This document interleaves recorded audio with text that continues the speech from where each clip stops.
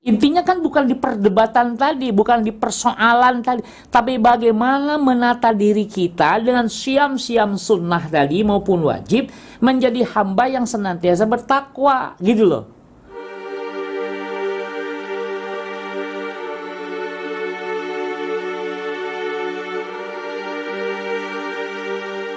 Bismillahirrahmanirrahim. Alhamdulillah wa syukrulillah wa ni'matillah la haula wa la quwata illa billah. Allahumma sholli ala Muhammad wa ala ali Muhammad. Senang sekali rasanya pada kesempatan sore hari ini bisa kembali menemani ruang dengar Iwan Awad dimanapun semuanya dalam program acara Tosya Sore, kajian syarah kitab Riyadhus Shalihin yang setiap hari Jumat diisi oleh guru kita Ustadz Ahmad Soleh. Dan alhamdulillah Ustadz Ahmad Soleh sudah berada di tengah-tengah kita Iwan Awad. Mari kita sapa saja terlebih dahulu. Assalamualaikum warahmatullahi wabarakatuh, Pak Ustadz. Waalaikumsalam warahmatullahi wabarakatuh. Kabar sehat Ustadz hari ini? Alhamdulillah, atas doa dari semuanya saya sehat walafiat, alhamdulillah. Perjalanan lancar Ustadz ya? Dimudahkan Allah, alhamdulillah, masya Allah. Alhamdulillah. Ya Ustadz, mengenai donor darah dari pandangan Islam sendiri seperti apa Ustadz? Nah, masya Allah. Jadi prinsipnya bahwa Nabi Muhammad sallallahu alaihi wasallam diutus oleh Allah sebagai rahmatan lil alamin. Itu harus dipahami. Ada dua hal yang diajarkan bahwa kita akan senantiasa bahagia jika hablum minallah dan hablum minan nas terpenuhi. Nah, berdasarkan dari kaidah itu, kalaupun tidak ada dalil yang mentaksis mengkhususkan donor darah kada wa kada, karena saya yakin donor darah di zaman beliau, saya secara pribadi belum menemukan. Di zaman Nabi Muhammad nggak ada itu donor darah. Tetapi berdasarkan kaidah tadi bahwa Nabi Muhammad diutus sebagai rahmatan, kemudian ayat mengatakan laqad kana lakum fi rasulillahi uswatun hasanah. Sementara rahmat bisa diartikan adalah upaya memberikan sesuatu kepada orang sehingga seseorang itu menjadi berdaya. Nah, itu rahmat, ya, memberikan kebaikan sehingga orang yang tadinya tidak berdaya menjadi berdaya. Orang yang dianggap oleh kita tidak berdaya menjadi berdaya. Itulah rahmat. Jika itu, maka apapun yang kita miliki gitu ya, untuk bisa orang lain yang dianggap oleh kita tidak berdaya menjadi berdaya, maka itu disepakati oleh al-Islam gitu ya. Nah, donor darah diantaranya adalah untuk membangkitkan orang yang tidak bisa bangkit ketika ia kekurangan darah, maka dengan wasilah darah dari pendonor dia bisa bangkit kembali. Nah, logika pemahaman semacam itulah kemudian maka saya katakan secara pribadi pemahaman saya bahwa itu adalah laisa hunaka musykilah, nggak ada masalah. Bahkan kemudian ini termasuk kategorinya amal salih. Apa itu amal salih? Perbuatan yang memperbaiki. Salih itu bisa artinya memperbaiki. Yang tadinya dia terpuruk, tidak berdaya, kemudian dengan wasilah sekali lagi darah dari para pendonor, maka orang tersebut kemudian punya daya lebih baik, maka itu menjadi salih. Maka ada istilah islah itu perbaikan. Maka amalun salih adalah pekerjaan-pekerjaan, aktivitas-aktivitas yang memperbaiki physically, bersifat fisik maupun juga bersifat maknawi, gitu ya. Demikian saya kira yang bisa saya kemukakan. Maka oleh sebab itu sekali lagi sebaiknya kita mengetahui betul pendonornya itu orang soleh gitu loh. Iya. Orang sehat, orang baik gitu loh. Sehingga kita berharap dengan darahnya itu juga mempengaruhi ke arah yang lebih baik. Amin. Demikian saya kira. Alhamdulillah kita saling memberikan manfaat satu sesama ya Pak Ustaz. Ta'awanu 'alal birri wat taqwa. Ta'awun, saling tolong menolong, itu bagian dari syariat kita ya, dari syariat Islam. Ya, Iwan Awad, berkaitan dengan darah itu sendiri, pada kesempatan sore hari ini Ustadz akan menyampaikan temanya itu sunnah 3 hari berpuasa di setiap bulan. Nah, konon jika kita berpuasa maka darah itu kita akan bersih gitu. Jadi di saat kita ingin cek lab ataupun ingin donor darah, emang disarankan untuk berpuasa dulu, agar darahnya dalam keadaan lebih baik gitu. Baik, sebelum kita mengawali kajian sore hari ini, mari kita buka saja dengan membaca doa thalabul ilmi. Bismillahirrahmanirrahim. Rabbi zidni ilman, Allahumma anfa'ni bima 'allamtani wa 'allimni ma yanfa'uni warzuqni ilman yanfa'uni. Amin. Baik Pak Ustaz, tafadhol untuk menyampaikan materinya. Alhamdulillahi hamdan katsiran tayyiban mubarakan fih kama yuhibbu rabbuna wa yarda. Asyhadu an la ilaha illallah wahdahu la syarikalah wa asyhadu anna Muhammadan abduhu wa rasuluhu wa innahu la nabiyya ba'dah. Allahumma salli wa sallim wa barik ala nabiyyina Muhammadin wa ala alihi wa ashabihi wa man tabi'ahum bi ihsanin ila yaumiddin. Amma ba'd. Ikhwan dan akhwat, pendengar radio Silaturahim serta pemirsa Rasil Visual dimanapun berada, bersyukur kepada Allah Subhanahu Wa Taala karena atas karunia Allah kita masih diberikan kesempatan untuk dapat mengkaji bersama-sama tentang taujih, arahan dari baginda Nabi SAW melalui hadis-hadisnya, yaitu di dalam kitab Syarah Riyadhus Shalihin. Wal hadiri anil an sanatakallam, kita akan berbicara tentang tadi ya, sunnahnya saum 3 hari di bulan Ramadan, di tiap bulan. Kemarin sudah kita kaji bahwa yang 3 hari itu tidak ditentukan secara pasti ya. Sekali lagi, tidak ditentukan secara pasti. Kapanpun boleh dilakukan selama itu 3 hari. Meskipun nanti pandangan-pandangan itu menarik untuk dikaji. Ada yang sepakat, ada yang tidak sepakat, ada yang menguatkan, ada yang melemahkan dan seterusnya. Tapi yang jelas kemarin kita sudah sampai kepada hadis bahwa kapanpun selama itu 3 hari gitu kan, tidak artinya tidak ditentukan secara pasti.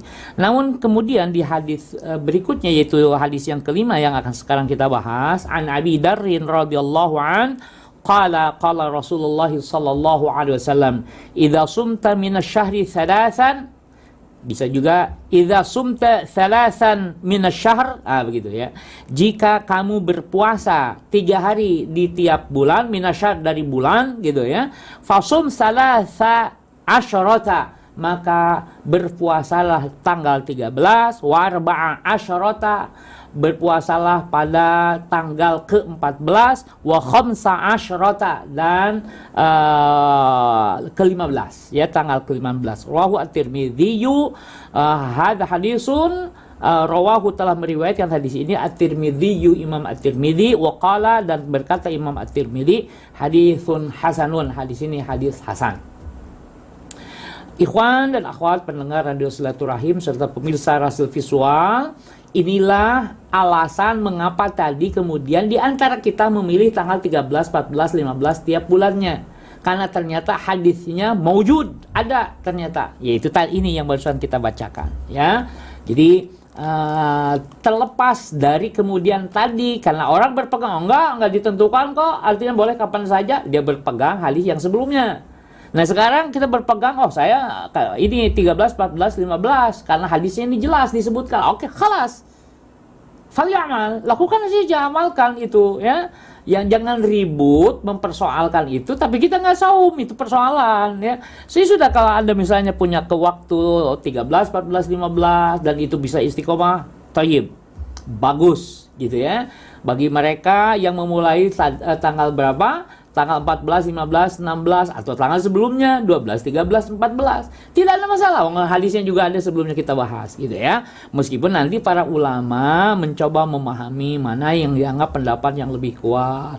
Tetapi bagi saya di zaman sekarang ini, ketika masing-masing saling mengklaim, maka selama itu ada dasar yang bisa dipegang, maka kita sama-sama saling mendoakan. Kenapa? Karena keputusannya nanti di hadapan Allah Subhanahu wa Ta'ala. Itu intinya. Karena apa? Karena ini bagian dari cabang, fara' ya, bagian dari cabang, sehingga kita berbaik sangka kepada Allah. Ini yang kita yakini, maka ini yang kita amalkan. Tapi mereka itu bagi mereka yang mereka yakini, dan itu pula yang mereka amalkan, gitu ya. Ini oke, baik. Jadi berdasarkan hadis ini, anjuran berpuasa pada 3 hari tersebut karena keutamaannya yang besar, gitu ya. Jadi sekali lagi kita berdoa, ikhwan-ikhwan kita, kaum muslimin muslimat yang berpuasanya tanggal 13, 14, 15, kita doakan mudah-mudahan saumnya diterima. Begitu yang tadi ya. Kenapa ini? Dan tidak boleh berhenti sampai di situ, karena kalau berhenti sampai di tanggal di puasanya, di siamnya saja, itu baru siamnya ibadahnya taswiriyah, baru simbolis menahan makan minum itu ya. Hakikatnya kan bukan itu. Ya bukan maksud saya bukan hakikatnya, bukan itu, bukan hakikatnya, lebih jauh dari itu gitu ya. Karena menjaga makanan, minuman juga itu bagian dari upaya-upaya tarbiyah, upaya-upaya pendidikan, ya, upaya-upaya riyadhah, upaya-upaya latihan, ya. Oke, baik. Wal hadis sadis, hadis yang keenam, an Qatadah bin Milhan radhiyallahu an qala, dari Qatadah bin Milhan, dia berkata, kana Rasulullah SAW ya'muruna bisiyami ayyamil bid. Adalah Rasulullah SAW ya'muruna, memerintahkan kepada kami bisiyami ayyamil bid, untuk berpuasa di hari-hari putih, yaumul bid, ya, di hari-hari bid, ayyamil bid. Salasa asyrata, 13, arba'a wa arba'a asyrata, 14, ke-14 maksud saya, ya, 14, wa khamsa asyrata, dan 15. Rahu Abu Dawud. Hadis ini diriwayatkan oleh Imam Abu Dawud. Kalau yang tadi di atas diriwayatkan oleh Imam At-Tirmidzi. Jadi ini yang harus dibayar. Mutiara-mutiaranya adalah menentukan hari-hari bid, penentuan hari-hari bid, dan anjuran untuk berpuasa di dalamnya. Disebut bid karena merupakan hari-hari yang terang akibat munculnya bulan purnama dari awal hingga akhir, gitu ya. Nah, jadi ini, maka oleh sebab itu di sini yaumul bid, tadi alasan bid itu sebenarnya putih, itu terang, ya, terang. Maka tanggal 13, 14, 15 purnamanya kan di 14, gitu kan. Maka sebelumnya dan sesudahnya satu hari. Saya kira itu bisa diterima, bukan bisa, ya bisa dipahami, ya. Karena sesungguhnya kalau kita perhatikan juga, coba tanggal 12 juga sama, ya, terangnya, hanya jelas tidak seterang tanggal sesudahnya. Yang dimaksud tidak seterang itu jika posisi dengan posisi yang sama. Karena bisa jadi tanggal 12 lebih terang dibanding tanggal 14. Jika tanggal 14 itu mendung, gitu. Nah, tapi kalau dalam suasana yang sama-sama cerahnya, berarti tanggal 14 itu adalah purnama, lebih terlihat bulatnya, gitu ya, dan lebih terang. Nah, ini menjadi hal yang menarik, dan sesungguhnya nanti mungkin para pakar di bidangnya akan berbicara juga tentang hubungan bulan itu, tanggal segitu, ya, di tiap bulan itu hubungan gravitasi bulan dengan manusia itu seperti apa. Nanti para pakar yang bicara, ya, termasuk tadi hubungannya dengan darah, gitu kan, sejauh mana tuh hubungannya. Kenapa pula di malam pertama nanti akan kita lihat, dan ini bukan mitos, ya, ada analisanya. Bagaimana bulan mempengaruhi air laut, pasang dan surutnya air laut. Bagaimana bulan mempengaruhi kondisi badan, fisik, maksud saya, fisik seseorang. Sekali lagi, saya tidak akan mengkaji lebih jauh karena memang bukan orangnya. Nah, nanti mungkin ada fakarnya lah, expert di bidangnya yang akan menjelaskan, gitu ya, bagaimana hubungan itu semua. Oke, taib. Hadis yang ketujuh, ikhwan, ini hadis terakhir dalam kajian kita pada bab ini. An Ibnu Abbas radhiyallahu anhu qala, kana Rasulullah SAW la yuftiru ayyamal bid fi hadarin aw wala safarin, rawahu an-Nasa'i bi isnadin hasan. Adalah Rasulullah SAW la yuftiru, tidak berfutur, artinya tidak berbuka, ayyamal bid, pada hari-hari bid, hari-hari terang, hari-hari putih, fi hadarin, dalam keadaan beliau tidak kemana-mana. Hadarin itu hadir itu ada di situ, gitu. Wala safarin, tidak pula beliau sedang bepergian. Akhi, sekarang bulan apa? Oh, sekarang bukan Safar. Maksudnya bukan bulan Safar, tapi bulan Shofar. Tapi karena lidah kita sudah terbiasa, kadang menyamakan Shofar dengan Safar. Kalau Safar, ya bepergian. Kalau Shofar baru itu penamaan bulan, ya. Maksudnya fi hadarin, saat beliau hadir, sedang ada, tidak kemana-mana, ya, wala safarin, dan tidak pula dalam keadaan beliau bepergian. Nah, beliau kalau tanggal itu la yuftiru, tidak berbuka, la yuftiru, ya, tidak berbuka, alias syam, yaitu tanggal 13, 14, 15 berdasarkan hadis-hadis sebelumnya. Itu ayyamul bid. Nah, ini dapat kita lihat bahwa puasa pada ayyamul bid dari setiap bulan adalah sunnah muakkadah, Ya, kata pensyarah kitab ini kan, kenapa sunnah muakkadah? Karena Nabi SAW selalu mengerjakannya baik saat di rumah atau sedang bepergian. Ikhwan, saya perlu supaya tidak ribut ya, tidak ribut dalam pengertian begini. Karena berpegang dengan kajian ini, maka kita menyatakan bahwa saum 3 hari ayamul bid itu adalah sunnah muakkadah. Namun nanti sebagian orang menyatakan bahwa itu sudah bukan sunnah muakkadah lagi. Kenapa? Karena sudah ada saum sebulan penuh, yaitu bulan Ramadan. Sebelum disyariatkannya saum Ramadan, benar bahwa itu adalah pekerjaan yang sering dilakukan Nabi 3 hari per bulan itu. Namun setelah ada Ramadan, maka semuanya fokus. Ramadan hukumnya menjadi wajib, gitu ya. Tapi juga saya tidak membantah dalam pengertian kalau ulama mengatakan sunnah muakkadah itu bukan harus dibantah, tetapi sebagai pembandingnya tadi ya. Kalau Ramadan dia wajibnya sudah ia tunaikan, maka ini adalah sunnah muakkadah juga harus dilihat. Karena begini, kalau ada pernyataan analisa para ulama mengatakan bahwa Nabi senantiasa berpuasa di 3 hari ini, maka kita harus mampu menjelaskan juga kedudukan puasa-puasa lain selain Ayyamil Bid, Senin Kemis, ya kan? Kemudian Ayyamul Bid, kemudian Senin Sabtu Ahad, saum Sabtu Ahad, kemudian saum Nabi Daud. Jadi Nabi ini yang sering melakukan saum itu yang mana? Bagaimana kemudian Nabi juga berpuasa saat tidak ada makanan? Ya kan? Kalau ada makanan berarti tidak saum, berarti tiba-tiba nanti Nabi sendiri saum ketika tidak ada makanan di rumahnya. Nah, ini semua kemudian menjadi kita semakin toleran. Intinya kan bukan di perdebatan tadi, bukan di persoalan tadi, tapi bagaimana menata diri kita dengan siam-siam sunnah tadi maupun wajib menjadi hamba yang senantiasa bertakwa, gitu loh.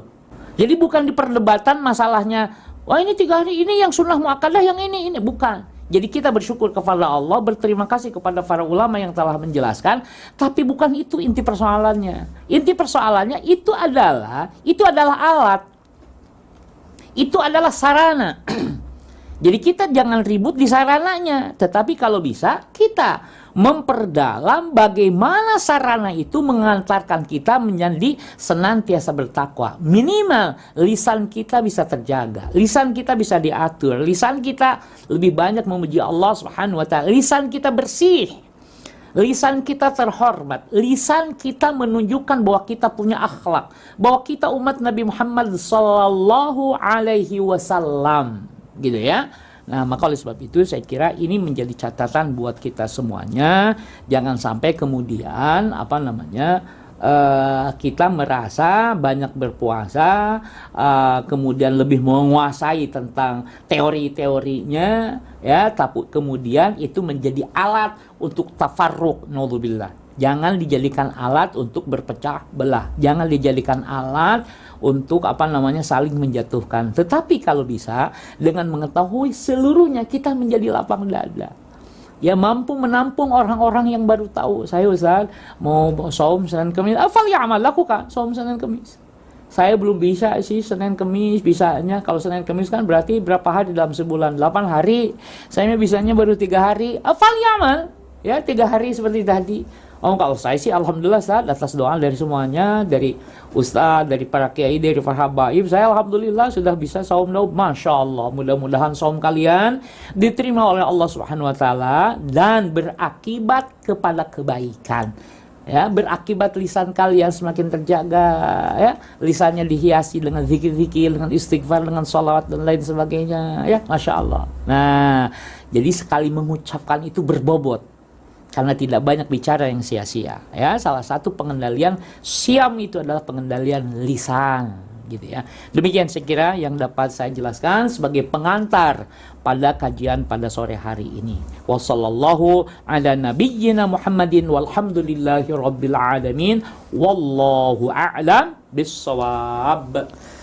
Demikian Iwan Awad pembahasan dari guru kita Ustadz Mas Soleh yang tadi Ustadz menyampaikan temanya tentang sunnah 3 hari puasa di setiap bulan. Baik Pak Ustadz, ini sudah ada pertanyaan yang masuk.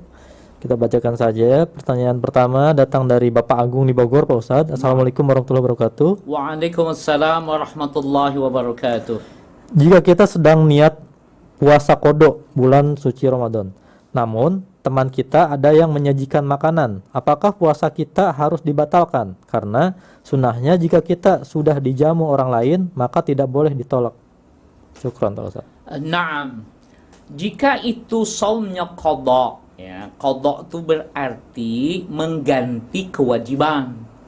Nah, bagaimana kalau nanti bandingkan dengan saumnya bukan wajib, bukan qada, tapi sunnah. Kalau sunnah, gitu kan, maka sebaiknya batalkan. Tapi kalau qada, Anda bisa bayangkan, tiap hari Anda qada, semua kemudian tetangga Anda nyajikan makanan. Apa kemudian pada akhirnya kita tidak berqada? Itu kan harus dijawab pertanyaan itu. Ya, maka oleh sebab itu, kalau qada, sebaiknya kita sendiri yang menentukan bahwa saya sekarang sedang puasa Ramadan. Ya, karena ini qada. Gitu ya. Jadi sebaiknya sampaikan saja, nggak apa-apa. Maka oleh sebab itu, karena ya mungkin karena dia tidak tahu, afat akhi ana kemarin Ramadan punya hutang, sekarang sedang bayar. Ya nggak usah repot-repot ya. Ya itu kan bisa dikaji lain waktu. Persoalannya yang lebih ngerti itu kan kita, bukan dia. Kalau kita mengatakan, oh saya sudah susah nyari waktunya untuk berpuasa, kesehatan sudah tidak stabil, mumpung sehat gitu, enggak. Jadi mohon maaf ya, jazakallahu khairan atas tawarannya, tapi sekali lagi saya mohon maaf. Nah, kalau memang tidak ingin seperti itu, karena sekali lagi ini bukan Ramadan, berarti dia melakukan qadanya berarti bukan bulan dia bukan Ramadan. Maka sebaiknya kalau memang tidak ada aktivitas yang begitu sangat penting, sudah jangan kemana-mana. Gitu kan? Nah, sekali lagi kalimat itu harus dipahami, jangan kemana-mana kalau tidak ada aktivitas yang nggak penting. Karena masalahnya tadi orang menyangka sekarang sudah waktunya iftar, waktunya bukan puasa lagi, mas sudah Syawal sekarang mas kan begitu. Ya, maka oleh sebab itu orang bisa saja menyangka bahwa kita tidak berpuasa wajib. Biasanya orang mengerti kalau Syawal itu masih menanyakan, lagi puasa nggak? Nah, padahal yang ditanya lagi puasa itu maksudnya puasa 6 hari apa sudah selesai gitu ya. Tapi kalau kita kan tadi yang ditanyakan adalah puasa qada, maka sebaiknya sekali lagi sebaiknya jangan dibatalkan. Ya, tetap puasa tunaikan. Setelah qada selesai, kemudian Anda melanjutkan saum sunnahnya, kemudian ditawari, baru tuh kalau itu ya. Dari mana pemahamannya kok begitu? Karena tadi, jadi kalau Anda niat puasa qada nih, sampai masa hidup Anda ini banyak sehari ini si A yang traktir, besok si B, sehingga Anda masih tetap punya hutang. Tapi di satu sisi Anda dapatkan kebaikan. Kenapa? Karena menerima makanan orang lain. Gitu ya. Tapi kalau sunnah, meskipun tiap waktu juga orang ngasih, nggak dosa Anda kan gitu. Kenapa? Saya tidak punya hutang kok. Jadi sunnah batalkan. Tapi sekali lagi qada berarti dia meskipun dapat pahala dari si ini, tetapi dia masih punya hutang untuk membayar qadanya. Sebagaimana kemarin kita jelaskan, orang yang mendapatkan pahala haji bukan berarti dia kemudian gugur hajinya. Saya kan sudah dapat pahala haji, ngapain saya haji lagi? Anda tetap wajib untuk menunaikan ibadah haji, hanya Anda sekarang dapat pahala haji.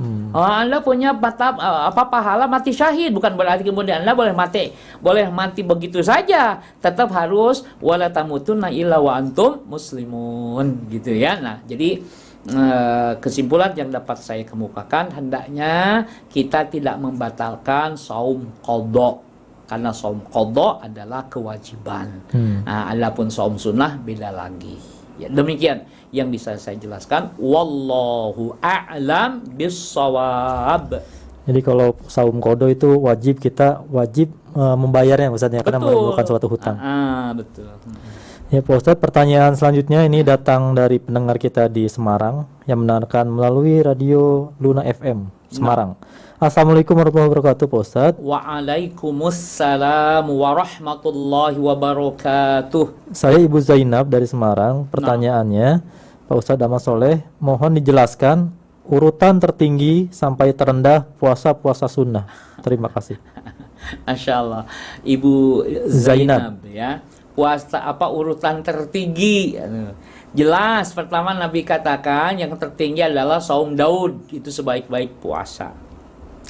Adapun yang lain itu semuanya baik. Ya, mari kita lihat misalnya kenapa kemudian semuanya baik. Pertama, misalnya saum Arafah itu bisa menghapus dosa, ya kan? 1 tahun sebelumnya, gitu kan? Kemudian apalagi saum Senin Kemis itu saum di mana dia akan dicatat sebagai ahlu siam, ahlul ibadah, karena pada saat itu adalah harian laporan mingguan itu dilaporkan. Jadi kalau nanya urutannya sekali lagi, kecuali Nabi begini ya, kecuali Nabi menjelaskan bahwa urutan yang paling tinggi ini. Yang ada kita lihat nanti para ulama yang berbagi. Oh, kalau Ramadan itu wajib. Oh, kalau ini saumnya sunnah muakkad. Oh, kalau ini saum sunnah biasa. Nah, jadi nanti harus dirujuk kalau dia sunnahnya muakkad berarti itu didahulukan. Kalau sunnahnya biasa berarti di bawahnya gitu ya. Sekali lagi itu adalah urutan-urutan dengan penilaian semua saum kita ini sama. Sama dalam pengertian, sama kualitas saum kitanya sama tuh. Di bulan Ramadan kualitas saumnya katakanlah 95%. Ya kalau enggan mengatakan 100%, oke lah. Di 95% itu siam segala sesuatunya. Di yang lain juga 90%. Tetapi nanti meskipun urutannya tadi yang lebih tinggi ini, berikutnya ini, tetapi ketika kualitas siamnya berbeda, itu juga akan berbeda. Misalnya, kita katakan sepakat bahwa saum Nabi Daud itu katakanlah tingkatan pertama. Kemudian saum ini 3 hari di tiap bulan itu tingkatan kedua misalnya. Ya. Ketika kita saum Daud, kualitas saumnya tidak begitu sempurna dibanding dengan kualitas siam 3 hari di bulan Ramadan, di tiap bulan. Nah, itu bisa mempengaruhi. Maka oleh sebab itu, ketika Ibu Zainab mempertanyakan berdasarkan urutan itu, maka saya cuma bisa memberikan perbandingannya adalah wajib dan sunnah muakkad atau sunnah saja. Adapun bagaimana hakikatnya nilainya ini, itu kita tidak tahu. Gitu ya, itu sangat tergantung quality of the past-nya gitu loh. Kualitas saumnya, siamnya seperti apa gitu. Karena kadang meskipun menunaikan ibadah wajib kan kualitasnya matanya tidak terjaga, telinganya tidak terjaga.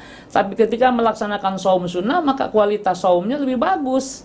Nah, maka mana yang bisa lebih cepat mendekatkan diri kepada ketakwaan, itu berarti nilainya lebih tinggi, kan begitu ya, yang bisa dipahami. Nah, maka oleh sebab itu sekali lagi saya tidak bisa mengurutkan secara berurut mana saum sunnah mana yang lebih tinggi, kemudian yang berikutnya ya, karena saya hanya dapat menjelaskan saum Ramadan itu wajib, saum nazar itu wajib, dan di bawah itu adalah sunnah. Sunnah juga ada muakkadah, ada sunnah biasa. Berarti sunnah muakkadah lebih tinggi dibanding sunnah biasa. Namun kemudian sekaligus tadi, kalau sudah bicara tentang hakikatnya, kita katakan wallahualam, nggak tahu. Meskipun dia sunnah biasa, bukan sunnah muakkadah, tapi bisa jadi yang sunnah saja ini bisa mengantarkan lebih cepat kepada ketakwaan dibanding sunnah muakkadah. Sangat tergantung si pelaku siamnya itu seperti apa dalam mempertahankan kualitas siamnya. Demikian, wallahu a'lam bissawab. Demikian Ibu Zainab jawaban dari Ustaz Ahmad Soleh. Dan ini Pak Ustadz, pertanyaan selanjutnya datang dari Bapak Rahmat di Cariu, Bogor. Assalamualaikum warahmatullahi wabarakatuh, Pak Ustadz. Waalaikumsalam warahmatullahi wabarakatuh.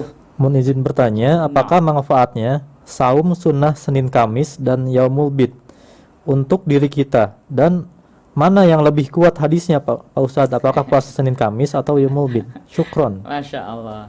Ya, jadi kalau masalahnya tadi hadisnya kan kedudukannya udah disebutkan, dua-duanya bisa dijadikan hujah.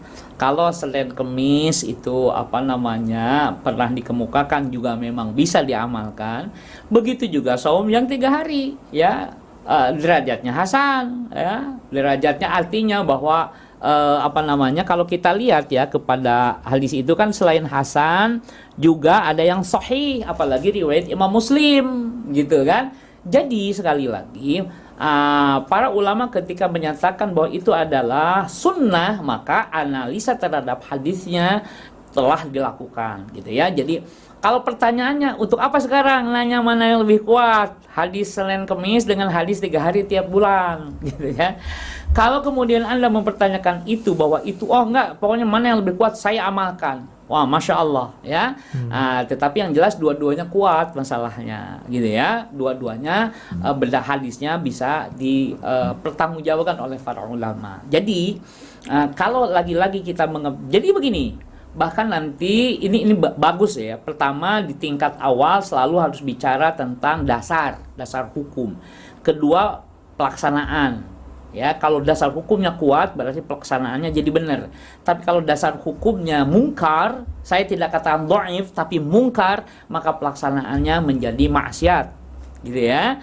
Hadis mungkar itu hadis dhaif tapi bertentangan dengan syariat yang sahih. Gitu ya, dengan Al-Qur'an maupun dengan hadis yang sahih. Nah, maka oleh sebab itu saya tidak mengatakan derajatnya dhaif karena dhaif juga sangat tergantung. Bahkan ada kalau itu fadhailul a'mal, sebagian ulama mempersilahkan. Nah, maka oleh sebab itu saya bandingkannya adalah hadis mungkar dengan tadi. Jadi kalau mungkar dikerjakan berarti bisa maksiat kepada Allah. Tapi kalau hadisnya makbul itu adalah sahih dan hasan, berarti ibadahnya juga makbul, diterima. Gitu ya, diterima dalam pengertian bahwa itu adalah bagian dari ibadah. Namun ada beberapa hal ya, ada misalnya perintah di dalam syariat yang tidak dibatasi. Maka nanti kita akan mengenal ya ibadah-ibadah yang tidak dibatasi itu. Ada kalau sholat sunnah adalah sunnah sunnah mutlak. Salat sunnah mutlak itu tidak ditentukan rakaatnya, tidak ditentukan kapan-kapannya, hanya dibatasi oleh sesuatu yang mengharamkannya. Berarti dia tidak boleh dilakukan saat matahari begini. Ya, ada tiga tempat ya, 3 waktu. Nah, itu tidak boleh salat sunnah mutlak. Di tempat yang kotor, maksudnya di tempat yang diharamkan sholat di situ. Gitu ya. Adapun di selain itu berarti boleh. 1. Begitu juga saum. Saum, kalau kita tidak melihat lagi dari sisi yang penting, saum itu syariat gitu loh, maka kapanpun boleh dilakukan itu saum. Bahkan bukan boleh, karena itu jadi pendekatan diri kepada Allah Subhanahu wa taala, karena siam adalah syariat yang ditetapkan oleh Allah sebagai pendekatan diri kepada Allah untuk mencapai ketakwaan, maka saum pun boleh dilakukan kapan saja kecuali pada waktu-waktu yang diharamkan. Enggak, saya mah pinginnya yang ada dasar hukumnya jelas. Ya sudah, silakan. Kalau Anda menemukan seperti tadi jelas Senin Kemis, lakukan. 3 hari tiap bulan, lakukan. Selain itu misalnya kita tidak mengetahui lagi, ya sudah Anda lakukan itu saja. Tidak wajib kok. Gitu ya. Nah, jangan kemudian ribut gara-gara persoalan ada orang yang saum seperti tadi, saum hampir 100 tahun itu tiap hari saum kecuali yang diharamkan. Ya, Idul Fitri, Idul Adha, kemudian hari tasyrik. Terus hari apa lagi yang diharamkan? Cuma 5 hari kalau tidak salah. Berarti sebanyak kurang lebih 360 hari dia berpuasa. Apa kemudian itu menjadi haram? Haram jika pelakunya menjadi rusak dirinya. Tapi kalau dia segar bugar tidak ada masalah. Gitu loh. Nah, ini yang kemudian pertama, siam adalah upaya pendekatan kepada Allah, itu harus dipahami dulu. Ya, dan tidak ada larangan untuk tadi, kecuali larangan itu tadi di 5 hari. Idul Fitri, Idul Adha, hari tasyrik, ya kan? 11, 12, 13. Hari lain-lain nggak ada toh? Iya. Nah, setahu saya kan cuma 5. Nah, berarti kalau misalnya di kita adalah sekitar 360 sekian hari, berarti kurang 5 hari setahun. Ya. Tetapi Nabi begitu sayangnya sehingga menyatakan kepada umatnya, kamu sesungguhnya kalau puasa begitu kurang lebih. Au kama qala ya, kalau kamu puasa 1 bulan Ramadan ditambah 6 hari itu sama dengan kamu puasa setahun. Kenapa? Karena sebulan kali 10 padanannya, kebaikannya itu. 6 kali 10, 60 alias 2 bulan. 2 bulan ditambah 10 bulan, setahun. Saya mah pokoknya amalkan ini aja. Sebulan Ramadan ditambah 6 hari di bulan Syawal. Fayakfi, yakfi, khalas. Tapi yang paling penting lagi-lagi bukan hitungan-hitungan tadi. Pahalanya berapa ya? Itu sesungguhnya pahala-pahala itu adalah dorongan agar kita memperbaiki diri benar kepada Allah Subhanahu wa taala. Intinya adalah bagaimana kita mampu dengan saum itu sampai memiliki karakteristik kehidupan ketakwaan yang senantiasa kita aplikasikan. Nah, kalau itu sampai meskipun hanya dengan Ramadan, maka itu juga cukup sesungguhnya. Tetapi kan kita, kan kalau kata hadis, kalau nanti wajibnya bolong, sunnahnya yang nempel. Paham ya? Nah, persoalan kita hanya di situ. Jadi gambarannya kalau wajib bolong, sunnah penempel. Padahal kemudian di sisi itu adalah hakikat tujuan dari maqasid syariah itu apa sesungguhnya. Ya, makanya saya kira bisa dilacak di di tempat-tempat lain bisa kita lihat bagaimana banyak istilah-istilah yang kemudian mungkin tidak ngerti kalau tidak dijelaskan. Dapat hidayah tapi masih sesat. Itu apa maksudnya? Sudah bersuci tapi masih najis. Itu kenapa? Karena memang harus melihat syariat itu harus utuh, harus integral begitu kata orang lain gitu ya. Harus integral, harus menyeluruh. Tidak bisa kalau kata para ulama hanya taswiriyah, simbolis saja, maknawinya enggak. Maka simbolis dengan maknawi harus berkelanjutan, gitu ya, sehingga sampai kepada tujuan atau maqasid syariah. Kalau enggak, hanya di taswiriyah saja, di simbolis saja, ya berarti kita dapatnya simbolis. Simbolis itu hanya mendapatkan penilaian soleh dari manusia. Adapun bagaimana penilaian syariat Islam, kita harus kaji lebih dalam, ya.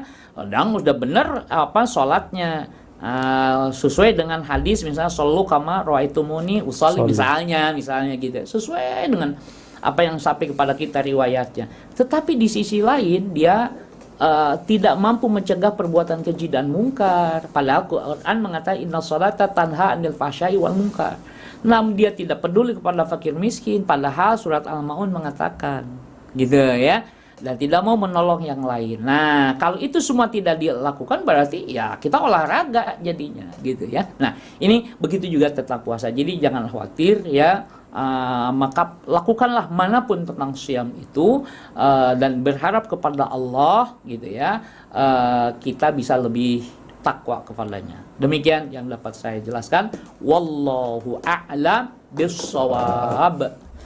Ya Pak Ustadz, pertanyaan selanjutnya ini datang dari Ibu Yeti. Assalamualaikum warahmatullahi wabarakatuh. Waalaikumsalam warahmatullahi wabarakatuh. Alhamdulillah menyimak. Terima kasih Pak Ustadz atas tausiahnya. Saya mau tanya, untuk puasa Daud, kalau kita mengerjakannya selang-seling, misalkan hari Senin puasa, Selasa tidak, Rabu Selasa, Rabu puasa, Kamis tidak, dan seterusnya secara kontinu. Tetapi untuk Sabtu Ahadnya libur karena ada acara seperti itu. Bagaimana ya Pak Ustadz? Apakah boleh seperti itu? Syukron. Ya, sebagaimana tadi saya jelaskan, Masya Allah ya. Jadi saum Daud itu memang satu hari puasa, satu hari buka, satu hari puasa lagi, buka lagi. Nah, itu saum Daud. Tapi kalau kemudian boleh nggak kalau Sabtu dan Ahadnya saya tidak puasa? Kan sekali lagi hukumnya adalah sunnah. Kalau hukumnya sunnah berarti tidak ada masalah sesungguhnya gitu. Wong Anda tidak saum Daud juga nggak apa-apa gitu loh kasarnya ya. Oke, harus digarisbawahi ini.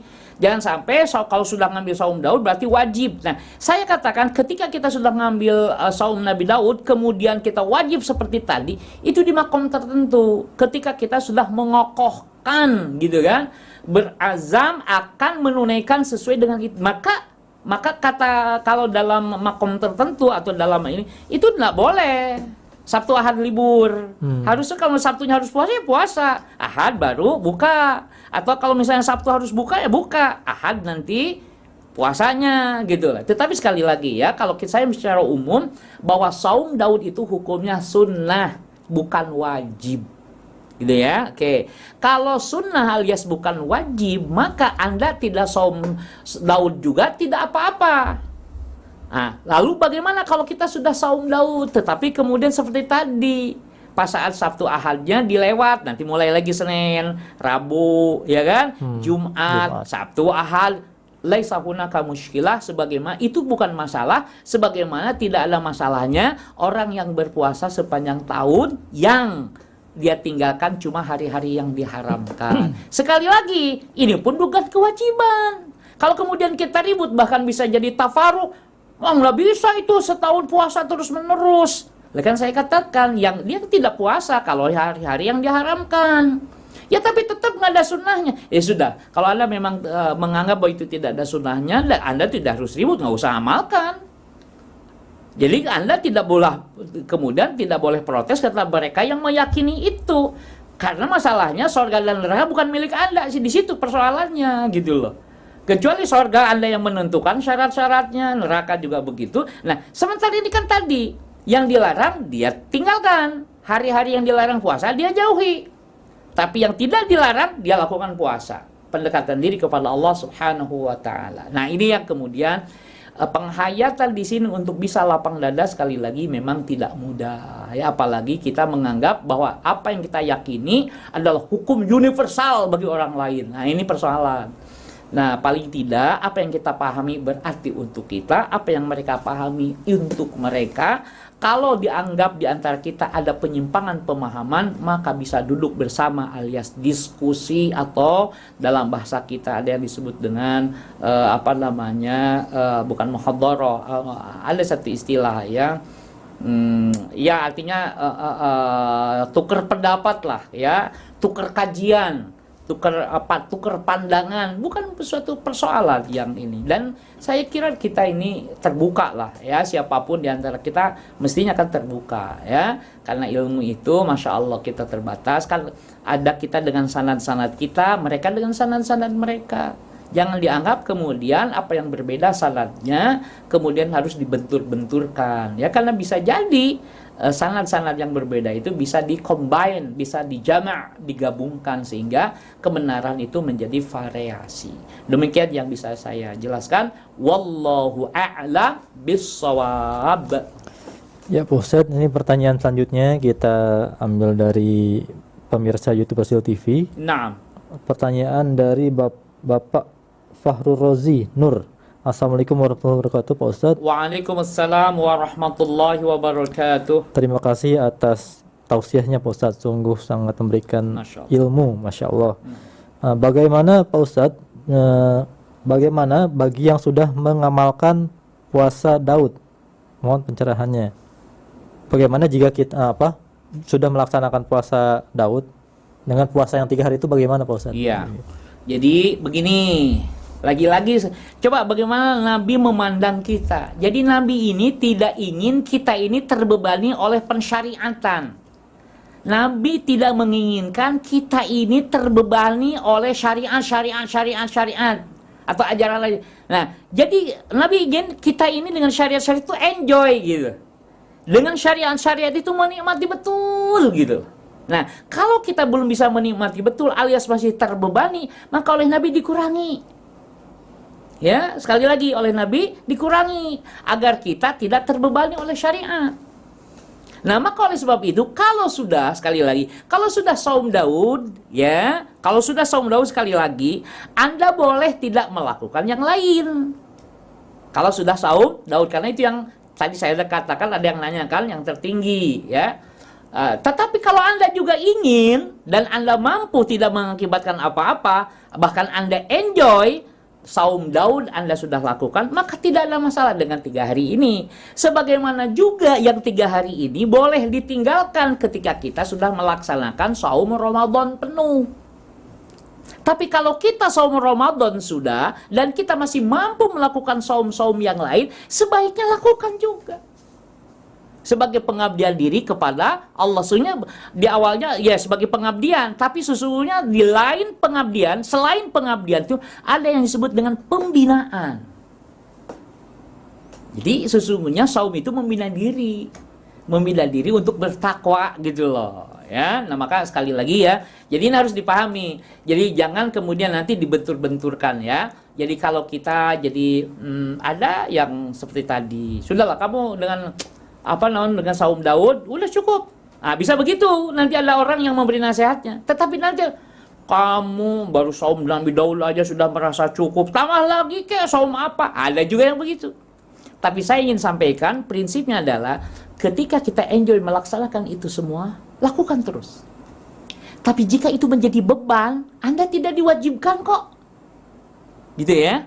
Nah, jadi kunci di situ. Jadi jangan ribut gara-gara, apalagi kemudian Anda memaksakan ke orang lain supaya mengikuti saum Daud. Oh, antum nih, antum kan ini ingin masuk di orang soleh ya harus saum Daud. Loh, Allah saja kan tidak mewajibkan. Kenapa Anda mewajibkan? Nih, sholat tahajud itu ciri orang soleh. Itu benar sampai di situ. Tapi ketika kemudian kalau antum ingin digolongkan jadi orang soleh harus tahajud. Kok jadi harus? Memang tahajud ini wajib. Nah, di sini ya, pendalaman ini harus dipahami. Jadi tahajud itu harus untuk kita yang sudah memahami. Bagi mereka itu jangan sampai kemudian mereka merasa, aduh berat amat saya jadi umat Islam ya. Harus ini, harus itu. Nanti pernyataan dia jadi alhamdulillah, saya bisa sholat tahajud. Itu nanti supaya dia begitu. Jangan sampai belum apa-apa dia sudah mengatakan, berat amat ya tahajud. Ya ini. Nah, maka coba perhatikan bagaimana karakteristik dakwah Rasulullah SAW. Itu tadarruj, bertahap. Padahal Nabi sendiri di sisi Allah itu akram, abqa, paling mulia, paling takwa. Tapi kalau mendidik para sahabat, itu tadarruj bertahap gitu. Masya Allah.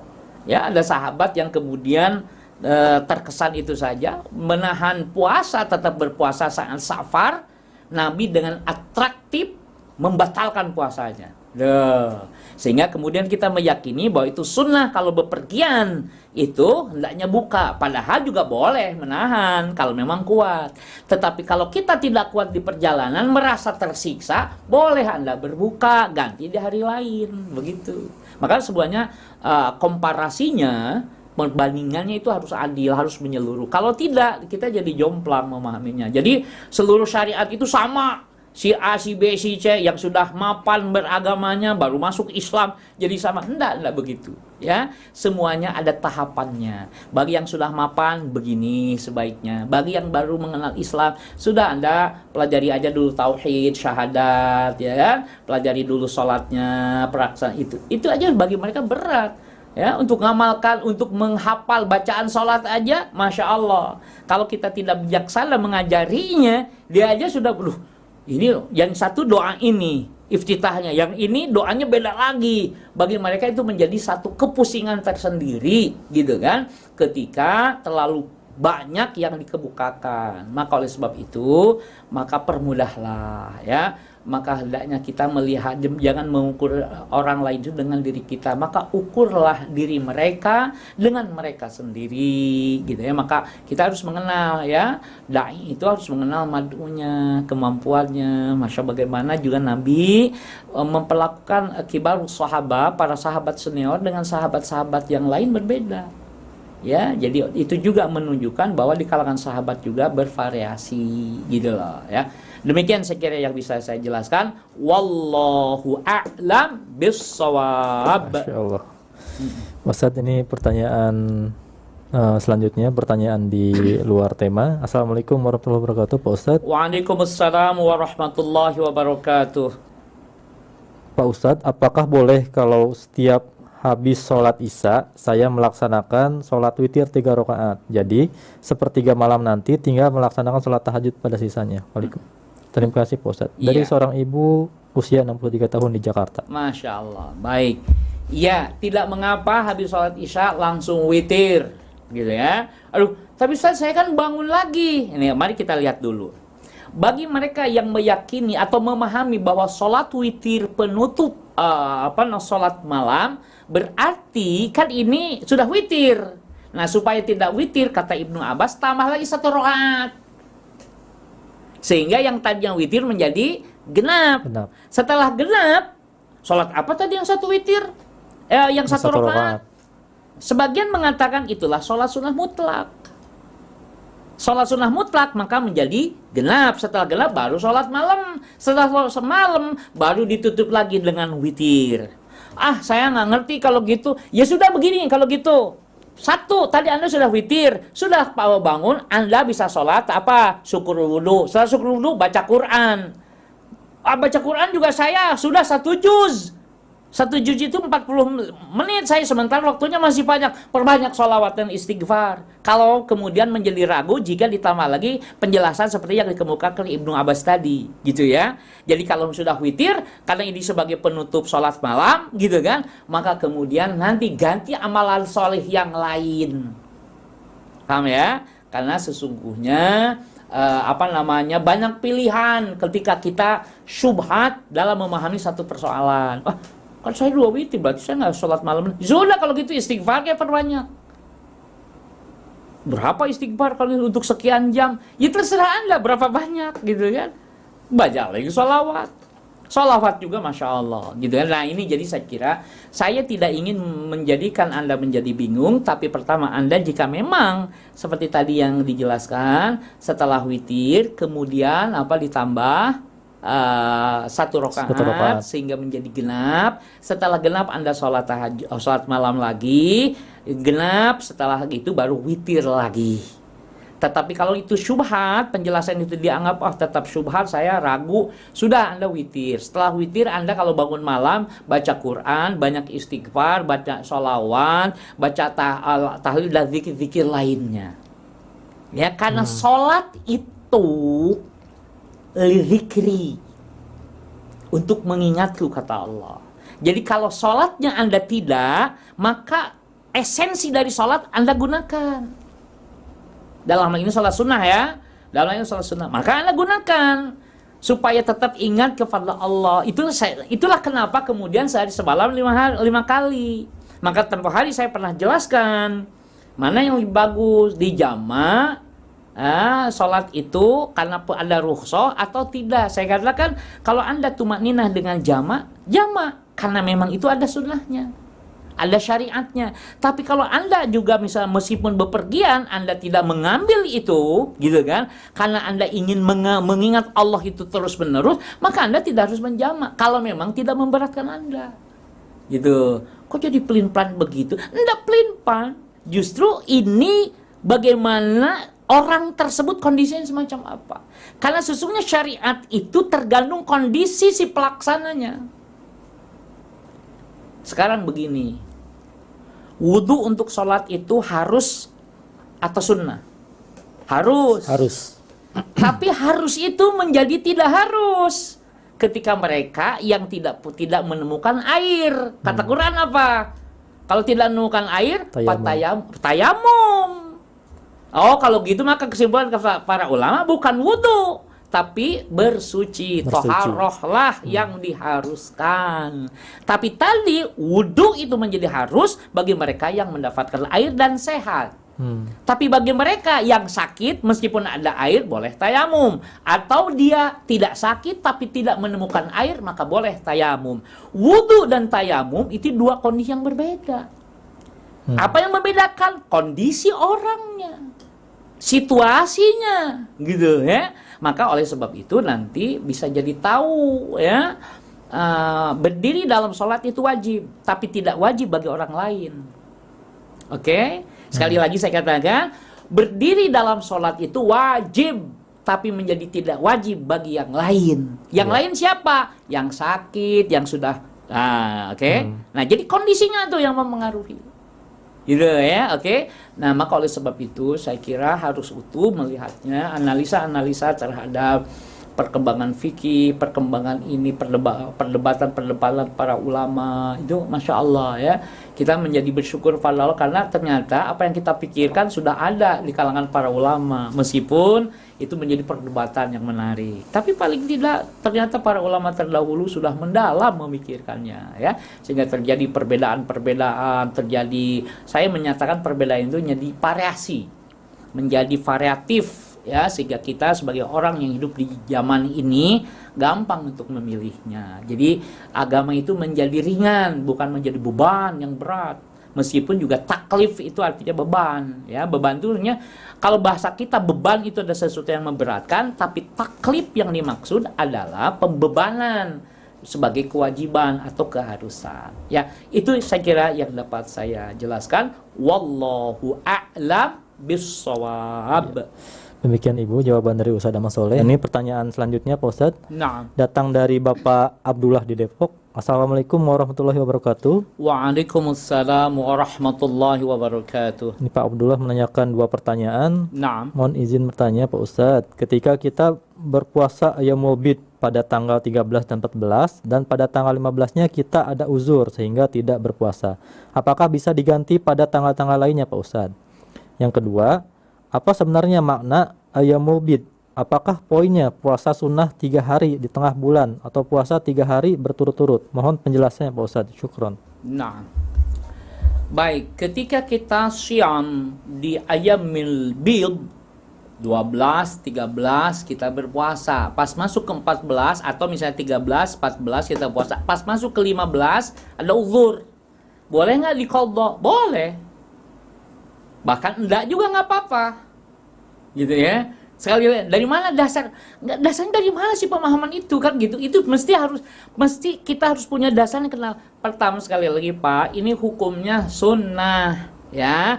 Nah, tetapi kalau kita mau menjadikan itu menjadi harus diqadha, berarti kita menganggap bahwa itu adalah menjadi paket yang sudah jadi syariat, namun oleh kita jadi syariatnya yaitu saum Ayyamul Bid namanya.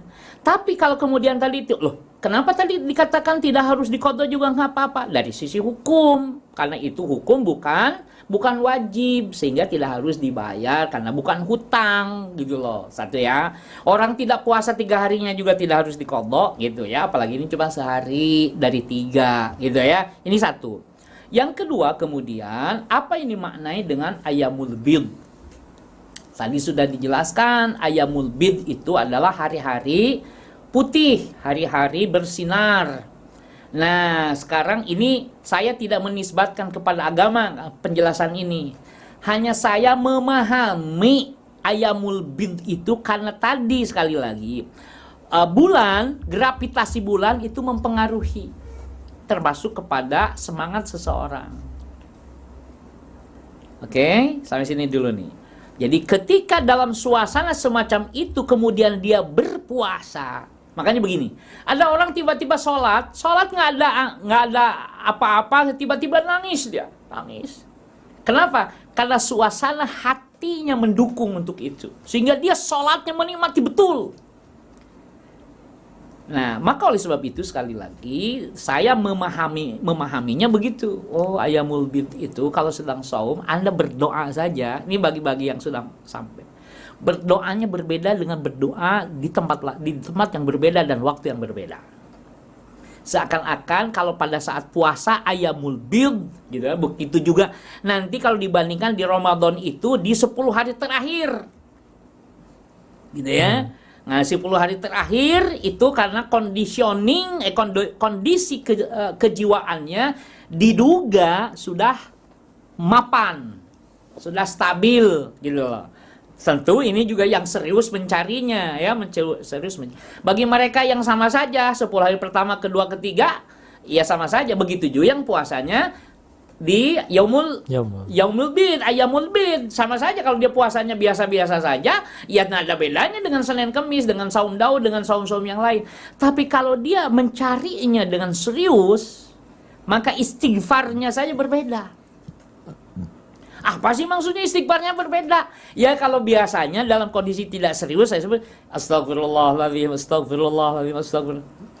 Tapi ketika itu dia mencari dengan siamnya di tanggal itu, ya Ayyamul Bid tadi, maka dia istighfar astagfirullahaladzim, astagfirullahaladzim. Dia hayati betul tentang bagaimana dia memohon ampun, seorang hamba memohon kepada Tuhannya. Kemarin sudah kita bahas ya kan, ada orang yang mempertanyakan bagaimana orang yang istighfar atau taubat, tetapi taubatnya belum sepadan dengan kemaksiatan yang ia lakukan, gitu kan? Gimana itu? Sehingga saya katakan sesungguhnya tidak ada yang mampu mengampuni dosa kita kecuali Allah. Nah, maka karena kita sadar itu, maka kita betul-betul meminta, memohon kepada Allah dengan DP-DP. DP-DP itu apa ya? Dengan tawadu. Tawadu. Dengan penuh. Allahumma ya Allah. Kalau bukan Engkau yang mengampuni, lalu siapa lagi yang akan mampu mengampuni dosa hamba, ya Allah. Jadi tiba-tiba, greget betul ya. Kalau yang lain nggak sampai begitu. Berdoanya nggak sampai begitu. Tapi ia menikmati betul. Yang saya maksudkan menikmati itu, dia merasakan bahwa dia adalah hamba yang hina. Di hadapan Tuhannya yang maha gagah perkasa, yang maha kuasa. Gitu kan. Sehingga mohonnya juga, Masya Allah ya. Saya tentu, karena ini makhluk, saya ilustrasikannya, Anda bisa lihat bagaimana seorang pembantu di sebuah rumah tangga, di bosnya gitu kan. Sudah 3 bulan memang gajinya digantung. Digantung itu tidak dibayarkan. Ya, karena memang perjanjiannya begitu, baru akan dibayar dimulai misalnya bulan keempat. Nah, pas bulan ketiga belum saatnya. Dia mendapatkan musibah di kampung halamannya. Maka kemudian dia datang kepada tuannya, kan begitu, Tuan, anak saya di kampung begini-begini. Tidak ada, saya tidak memiliki apa-apa kecuali tabungan yang dituan. Tolong Tuan, tabungan itu dicairkan sehingga saya bisa mengobati anak saya. Ilustrasinya bagaimana orang susah ingin mendapat. Nah, kalau kepada Allah mesti dia lebih menghayati lagi. Itu yang saya maksudkan. Maka ayamul bid, saya memahami, sekali lagi saya memahami bahwa Masya Allah, jadi kedekatan itu di tanggal-tanggal bulan purnama yang mempengaruhi kondisi seseorang yang menjadi, maka kondisi yang saya maksudkan adalah kondisi apa ya, bukan kondisi yang dimaksud dengan, kan begini, kondisi powernya. Yang saya maksudkan kondisi di sini power, kekuatannya, kekuatan memohonnya aja beda, kekuatan memintanya aja beda, gitu ya, sebagaimana tadi saya ilustrasikan. Jadi itu yang saya dapat hayati sekali lagi ya. Kalau ini saya tidak, sekali lagi tidak mengatasnamakan tidak mengatasnamakan agama, karena saya belum mendapatkan dalil yang tegas tentang gambaran itu. Tetapi kalau saya hubungkan bagaimana nanti gravitasi ini mempengaruhi, termasuk nanti makanya kita tahu bekam saja itu ada waktu-waktu tertentu. Bekam ada waktu tertentu, ada tanggal tertentu dan seterusnya ya. Karena itu semuanya mempengaruhi gitu. Ya, demikian saya kira yang dapat saya jelaskan. Wallahu a'lam bissawab. Ya, demikian Bapak Abdullah di Depok. Ini pertanyaan selanjutnya datang dari pendengar kita di Singapura, Pak Ustadz. Assalamualaikum warahmatullahi wabarakatuh, Pak Ustadz. Waalaikumsalam warahmatullahi wabarakatuh. Mau tanya, ada teman kami kalau puasa Senin, kalau bukannya jam 5 sore. Karena katanya puasa weton dan niatnya dan sahurnya juga dari hari Minggu jam 5 sore. Terus bukannya hari Senin jam 5 sore. Bagaimana kalau puasa itu? Apakah ada ajarannya, Pak Ustadz? Seperti itu. Tapi khusus untuk hari Kamis, puasanya seperti puasa seperti biasanya. Terima kasih, Pak Ustadz. Baik. Jika yang dimaksud itu adalah ibadah, ya, puasa seperti itu adalah ibadah, maka saya belum menemukan seperti itu. Jadi yang ada mulai dari terbit fajar hingga terbenam matahari, itu yang saya ketahui. Ya, jadi kalau kemudian dia mulainya di hari jam 5 sore di hari Ahad dan iftarnya di hari Senin jam 5 sore juga, saya tidak mengetahui dasar yang dipakainya. Bahkan saya menganggap bahwa itu bukan ibadah gitu ya. Kalau itu seperti itu bukan ibadah. Namun sekali lagi ya, kalau itu dinisbatkan ibadah tentu harus ada dasarnya gitu ya. Tapi kalau kemudian cuma ingin diet ya, berbarengan dengan hari kelahirannya, dietnya mulai jam 5 jam 5 sahur, jam 5 sore berbuka subuh Ahad, kemudian bukannya jam 5 sore, nggak ada masalah itu mah. Karena bukan puasa, tetapi diet itu boleh sehari, boleh seminggu, boleh sebulan, terserah mana yang lebih nyaman. Tetapi kalau itu dinisbatkan kemudian jadi jadi ibadah, maka saya tidak menemukan dalilnya. Bahwa kemudian nanti ada dalilnya begini, silakan aja. Tapi saya selama ini sampai sekarang belum menemukan. Gitu ya. Oke, baik. Jadi itu ya. Jadi kalau tadi hari Kamis katanya seperti biasa puasanya. Nah, kalau Iya. hari Kamis seperti biasa berarti yang dimaksud adalah sebelum terbit fajar dia sudah sahur, Sahur. dan dia iftar buka puasa setelah ghurub ya, setelah terbenam matahari. Nah, itu saya kira itu yang saya pahami. Meskipun sekali lagi mungkin di dalam ajaran yang lain yang saya tidak ketahui mungkin ada, sekali lagi dalam ajaran lain mungkin ada, tetapi sana karena saya belum mengetahuinya, saya katakan saya tidak tahu kalau masalah itu ya. Yang saya temukan itu di dalam Islam ya. Demikian, wallahu a'lam bissawab. Baik Pak Ustadz, pertanyaan selanjutnya ini datang dari Bapak Susilo di Tapos Depok. Nah, Assalamualaikum Pak Ustadz. Waalaikumsalam warahmatullahi wabarakatuh. Apa yang dimaksud dengan barang siapa yang membela agamanya, maka Allah akan membela dirinya dan meneguhkan kedudukannya? Mohon penjelasannya Pak Ustadz. Nah, Masya Allah. Qala Allah tabaraka wa ta'ala, ya ayyuhalladzina amanu in tansurullaha yansurkum wa yuthabbit aqdamakum. Wahai orang-orang yang telah meyakini ya bahwa tidak ada sesembahan yang hak kecuali Allah dan Nabi Muhammad itu adalah utusan Allah. Kalau sekarang itu ya pemahamannya. Ya ayyuhalladzina amanu, telah beriman itu begitu. In tansurullaha, jika kamu sedang dan terus-menerus menolong Allah. Loh kok begitu? Perasaan saya diterjemah nggak ada begitu. Tansuru ini fi'il mudhari lil hal wal istiqbal, maka bisa dipahami jika kamu sedang dan terus-menerus menolong Allah, yang dimaksud menolong syariat Allah yang Allah turunkan, begitu dalam tafsirannya. Yang surku, maka Allah akan menolong kamu dalam melaksanakan ibadah kepada Allah. Wa yuthabbit aqdamakum, dan akan menetapkan, mengokohkan tumit-tumit kalian. Nah, jadi kalau kita ingin kokoh gitu ya, begitu dapat dipahaminya.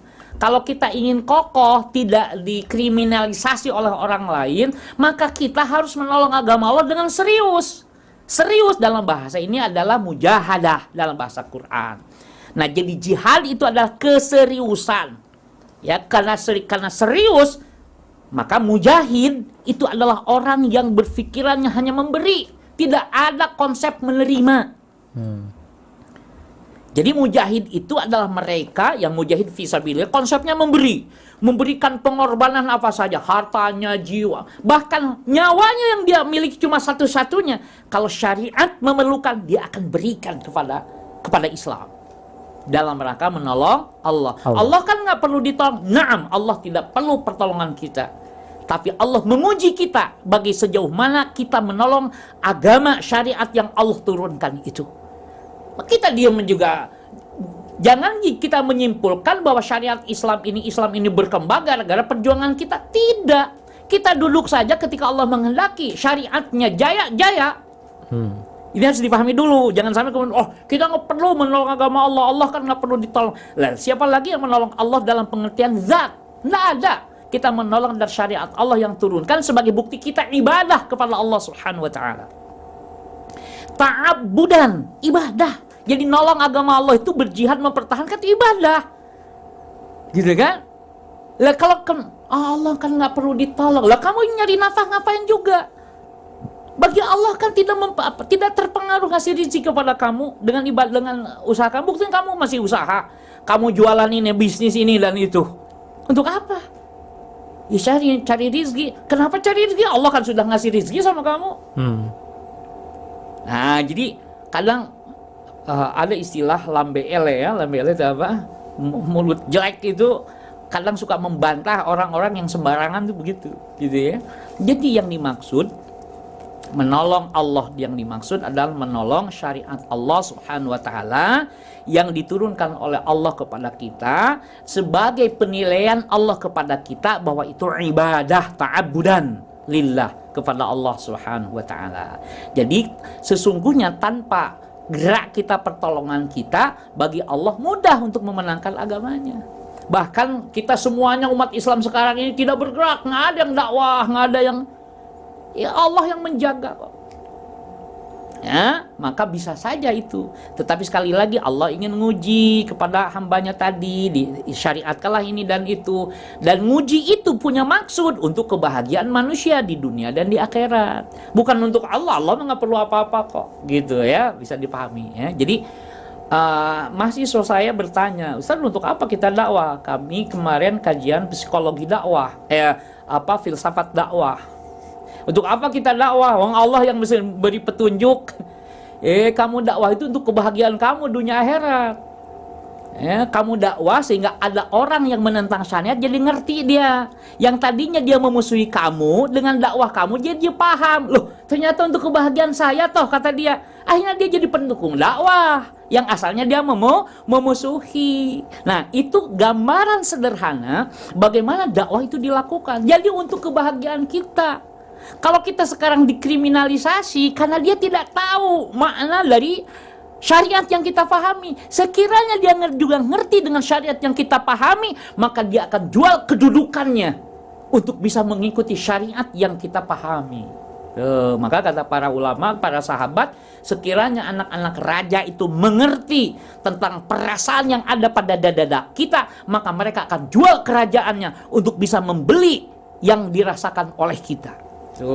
Ya karena mereka belum tahu saja, dikiranya bahwa akhirat itu hanya hayalan. Nanti setelah dia tahu, setelah dijelaskan argumentasinya, oh iya juga, bahkan dia jadi pendukung dakwah yang asalnya memusuhi dakwah. Nah, maka oleh sebab itu dakwah tadi juga sesungguhnya bukan untuk Allah, tapi untuk kita. Ya, akan bisa hidup bahagia dunia dan akhirat. Dan ini tidak terlepas dari hubungan sosiologi secara universal, hubungan psikologi manusia secara universal, maka semuanya saling terkait gitu. Maka oleh sebab itu upaya-upaya penjelasan kepada umat secara besar-besaran itu sangat diperlukan. Mau tabligh atau tabligh akbar gitu kan, itu menjadi satu hal yang bermanfaat, bukan hanya untuk Allah, tapi untuk kita. Sebagaimana supaya nanti ibadah kita bisa khusyuk, bisa tenang, meminimais orang-orang yang mengganggu. Kalaupun masih ada orang yang mengganggu, kita bisa sabar, bisa semakin bisa semakin mencintai Allah dengan benar. Ya, nah ini saya kira jadi jangan sampai disalahpahami. Yang dimaksud dengan menolong Allah yaitu menolong syariat, itu menolong kita dalam melaksanakan syariat gitu loh.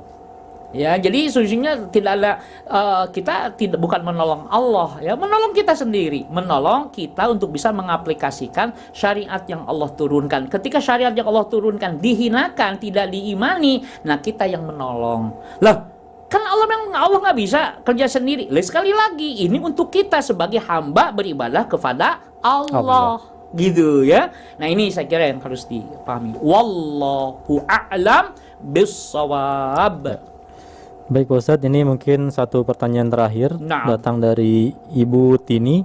Assalamualaikum warahmatullahi wabarakatuh. Waalaikumsalam warahmatullahi wabarakatuh. Pak Ustadz dan Mas Soleh, saya pernah mendengar dari salah satu kajian bahwa apabila orang tua yang sudah meninggal mempunyai hutang puasa Ramadan, bisa dilakukan qada puasanya oleh anak-anaknya. Bagaimana apabila suatu hari sudah berniat sejak malam hari untuk berpuasa namun tidak terbangun karena kesiangan? Bagaimana bila kasusnya seperti itu Pak Ustadz? Mohon penjelasannya. Syukron. Mungkin bisa sekaligus sama kesimpulan Pak Ustadz. Nah, baik, saya jelaskan dulu ya. Jadi kalau hutang kepada kepada manusia itu harus dilanjutkan oleh ahli warisnya. Begitu juga hutang kepada Allah, maka boleh dilakukan oleh yang lainnya, oleh ahli warisnya. Nah, ketika ahli warisnya tadi mau mengqadha puasa ibunya atau mengqadha puasa bapaknya, kemudian kesiangan gitu kan.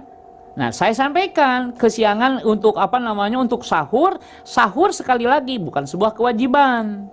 Siam itu adalah menahan mulai dari terbit fajar hingga terbenam matahari, itu siamnya. Namun sekali lagi Rasulullah ini, Masya Allah, Rasulullah Muhammad SAW itu sayang sama kita. Maka tadi ada syariat sahur. Coba bayangkan apa kata Nabi. Sesungguhnya pada sahur itu ada keberkahan. Karena beda orang yang makan sahur dengan yang tidak makan sahur. Paling tidak yang makan sahur punya tenaga lebih dibanding orang yang tidak makan sahur dan seterusnya gitu ya. Jadi tidak ada masalah. Yang saya maksudkan tidak ada masalah itu kalau Anda tidak sempat makan sahur, silahkan saja Anda berpuasa, ya. Nah, kemudian tadi hukum dan banyak ya di kitab-kitab sunnah juga ditemukan. Ya, ada orang sahabat bertanya kepada Rasulullah gitu ya, ketika menduga ibunya ingin menunaikan ibadah haji namun kemudian ibunya keburu wafat. Jika saya melakukannya apakah sampai? Naam. Ya, nah terus kaidah tadi, saya maksud kaidah itu adalah logika dasarnya adalah ketika kita hutang kepada manusia saja kemudian meninggal dunia, ahli waris harus bayar. Begitu juga hutang kepada Allah. Gitu ya. Demikian saya kira yang dapat saya jelaskan. Adapun kesimpulan yang dapat digarisbawahi adalah saum 3 hari di tiap bulan merupakan satu amalan yang memiliki kedudukan yang tinggi, ditinjau dari berbagai sisi. Ya, sebagaimana yang tadi telah dijelaskan. Demikian wassallallahu ala nabiyyina Muhammadin walhamdulillahi rabbil alamin. Wassalamu alaikum warahmatullahi wabarakatuh. Waalaikumsalam warahmatullahi wabarakatuh. Demikian Iwan Ahwat kajian kita pada sore hari ini, kajian syarah kitab Riyadhus Shalihin yang pada kesempatan sore hari ini Ustadz menyampaikan tema tentang sunnah 3 hari puasa di setiap bulan. Semoga apa yang disampaikan oleh Ustadz Ahmad Soleh bisa memberikan ilmu, wawasan dan juga menambah keimanan dan ketakwaan kita kepada Allah Subhanahu wa taala. Dan juga selalu kita doakan untuk Ustadz Ahmad Soleh semoga selalu diberikan kesehatan agar bisa terus memberikan ilmunya bagi kita semua Iwan. Amin Allah. Dan kami ucapkan mohon maaf kepada Bapak Selamat di Solo dan juga Bapak Herman di Sukabumi karena pertanyaannya belum sempat kita bacakan karena keterbatasan waktu. Dan juga kami ucapkan terima kasih kepada Iwan Ahwat semua yang sudah menyampaikan atensinya dan juga pertanyaannya. Semoga apa yang disampaikan dibalas oleh Allah Subhanahu wa taala. Dan mari kita akhiri saja kajian sore hari ini dengan membaca doa kafaratul majlis. Subhanaka Allahumma wa bihamdika asyhadu an la ilaha illa anta astaghfiruka wa atubu ilaik. Billahi taufiq wal hidayah. Wassalamualaikum warahmatullahi wabarakatuh.